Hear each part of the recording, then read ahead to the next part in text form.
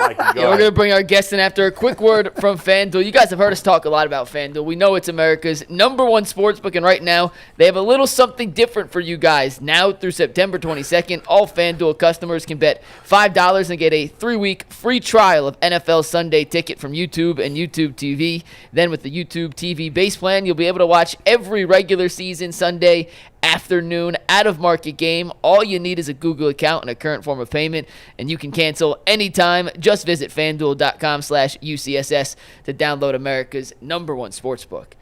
And now we're going to welcome in Clarence Hill to the show. He covers the Cowboys. He's newly part of the All-City Dallas DLLS network, which is part of Tegna's network, which means he's kind of within the family, Clarence. So appreciate you coming on to hang out with us today and break down this Week 1 primetime Cowboys-Browns matchup.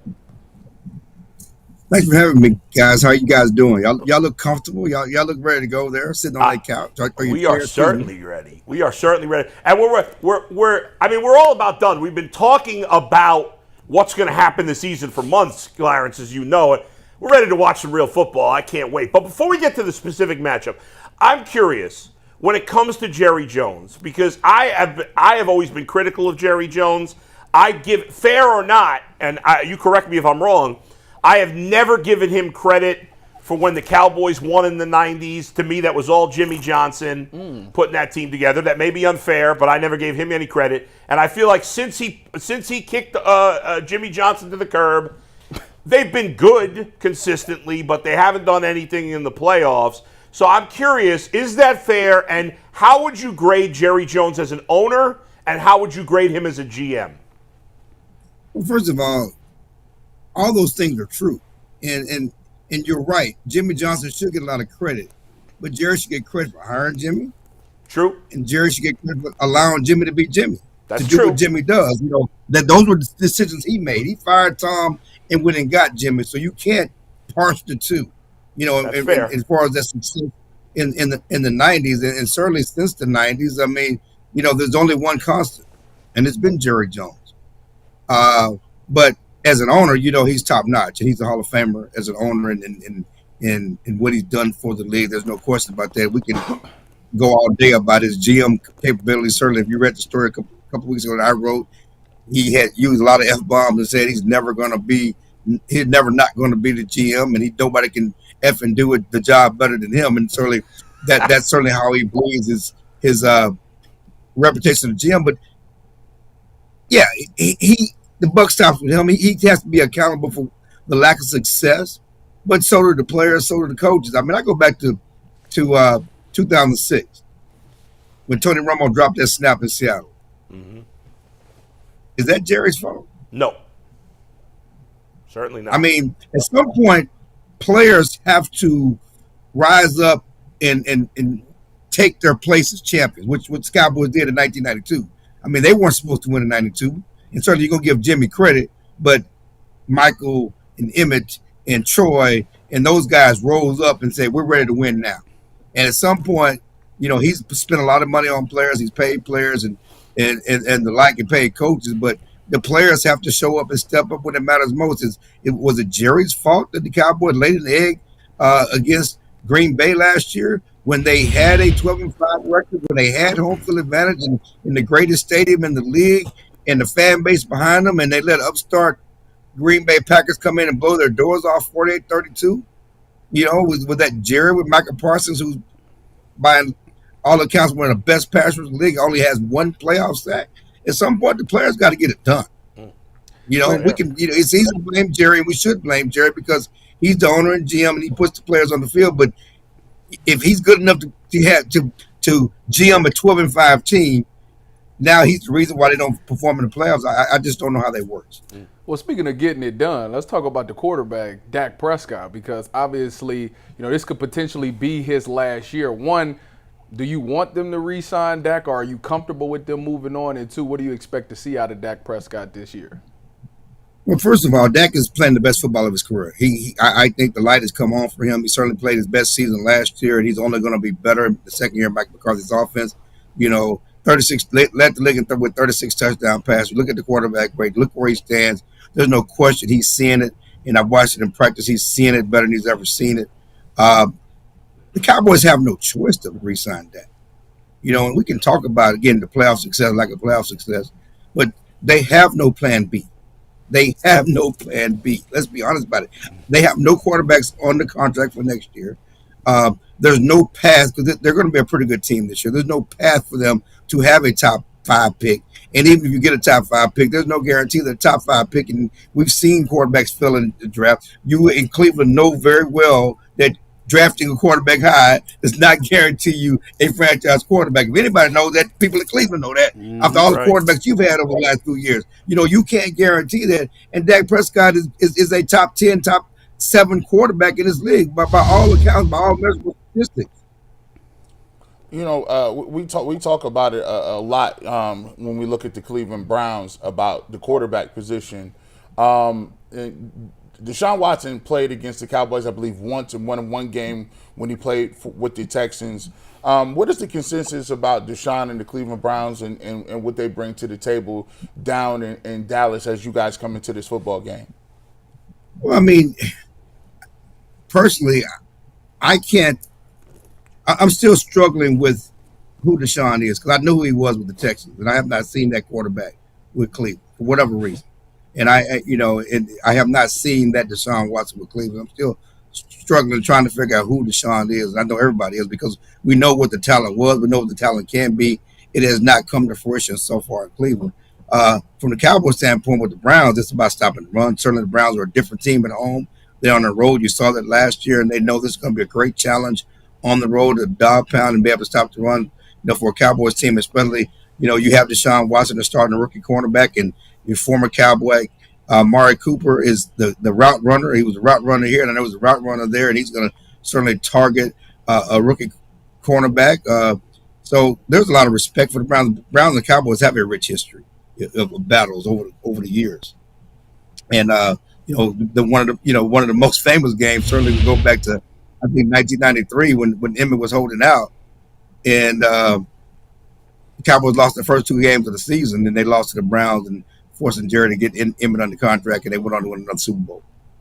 Clarence, a quick bookkeeping note. I saw CeeDee Lamb is on some goofy commissioner's list right now. He is going to play Sunday, right?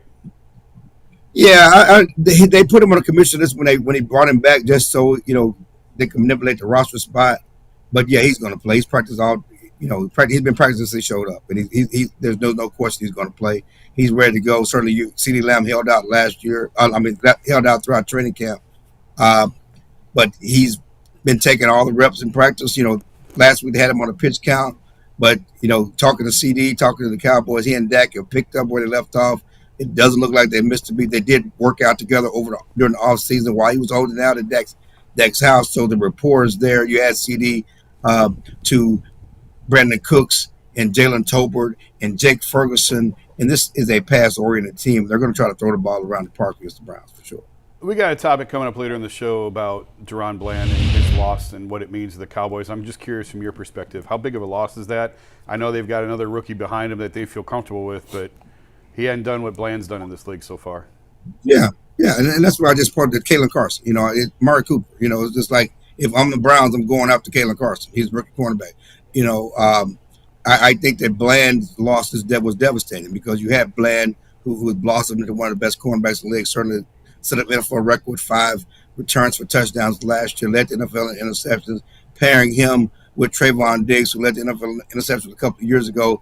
You look at those guys, and they picked the ball off their ball guys, Bland to go with Diggs, and the Cowboys thought they had and were getting ready to have one of the best cornerback tandems in the league. Now Bland is out for 6 to 8 weeks, and you're starting a rookie, Kalen Carson, who's been very good in camp, but he's a 5th-round pick. He has not faced the likes of what he's going to see from Amari Cooper and Jerry Jeudy. And he didn't get a chance to go against CeeDee Lamb in practice, because CeeDee Lamb was not in training camp, he was in holdout. So that's a huge question. That's a huge challenge. That's going to be one of the key matchups in the game on Sunday. Clarence, I'm curious your thoughts on the Cowboys' running game. Obviously, you got Zeke, who's past his prime. I know he's your guy, Thomas, but he is past his prime. You talked about them being a passing team, certainly. What do you expect the carry kind of breakdown to be, and what would it be if you were in charge? Zeke is RB1. Whatever, and that shocked everybody because he's lead on the depth chart. But they're really going to be a running back by committee this year with Rico Dowdell, and they're going to give Deuce Vaughn some carries. And of course, they have Dalvin Cook on the practice squad waiting in the wings. If these guys don't get it done against the Browns, you could see him being called up. He was signed, just last week to the practice squad. But Zeke is a guy that is still a hard-nosed running back who can score close to the goal. He has a nose for the end zone. They brought him back for red zone work. The big question with the Cowboys, there's no juice in the backfield. What are you going to do between the 20s? They're going to miss Tony Pollard's explosiveness, and that's a big question. And I think Rico Dowdell is going to fill some of that, but he's still an unproven guy.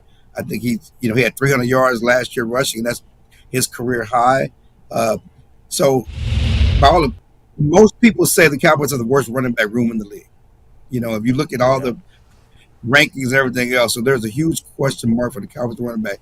But the difference, what the Cowboys are counting on is that they have two rookie offensive linemen in Cooper Beebe and Tyler Guyton, and they think they will be better up blocking up front. They think this will be a better run blocking unit when the offensive line with those two rookies. Cooper Beebe is the third round pick from Kansas State, was a NFL offensive lineman of the last 2 years at guard. He's a mauler. He likes to dirt people. They're going to be really tough up the middle with Cooper Beebe at center and their two guards, Tyler Smith and Zach Martin, who may be the best guard tandem in the league. They're two all-pro, Pro Bowl type players to go with Cooper Beebe. They're going to get some push up the middle. Tyler Guyton replacing the future Hall of Famer Tyron Smith, the left tackle. He's not going to be the pass blocker that Tyron Smith is right off the bat, but he will be a better run blocker starting out. Clarence, we'll get you out of here on this, but on the one hand, it's Micah Parsons versus whoever the Browns start at left tackle, whether it's Jack Conklin or Jed Wills. On the other hand, it's Myles Garrett versus Tyler Guyton and a rookie making his first NFL start. Who ends up with more sacks on Sunday, Myles or Micah? Woo. We talked to Micah yesterday, and he knows Myles is on the side. He wants to win NFL Defensive Player of the Year. He wants to win the sack title. He says it's going to be an assassin this year, and Zimmer's going to line him up all over the formation. But I would have to think that Myles is going to have more sacks on Sunday. All right, we're going to get you up out of here. What is your prediction for the game? Be honest. Man, this is a tough one. I mean, it's a 2-point spread, right? 2.5-point spread. To me, that's a push, right? Yeah. And so we don't know. Deshaun hasn't played since last year. I'm going to go with the Cowboys. I'm going to go with the Cowboys with 20-17. Okay. And since I'm on here, and I know y'all in Cleveland, I'm also picking the Longhorns over Michigan, okay? There you go. You softened the blow. There you go. Thanks, Clarence. We appreciate it. We'll be at that game on Saturday. Have fun. All right, guys. Thanks. Awesome. That was Clarence Hill. Very much appreciate Clarence taking some time. Check out the DLLS All City Sports Show down in Dallas, which is now part of the Locked On Tegna family as well. We're going to move on.